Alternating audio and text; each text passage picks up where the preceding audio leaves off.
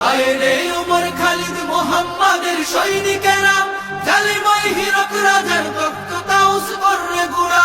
জেলে দে অনল শিখা মীর জাফরের সিংহাসনে, ভিনদেশি পেট দালালের ঠাই হবে না এই অতনে।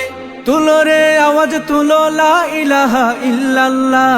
লাথি মার ভাঙরে তালা, লাথি মার ভাঙরে তালা, বন্দিশালার খুলরে দুয়ার, জুলুমের কারখানা সব ভাঙরে ওরে ভাঙ কারাগার।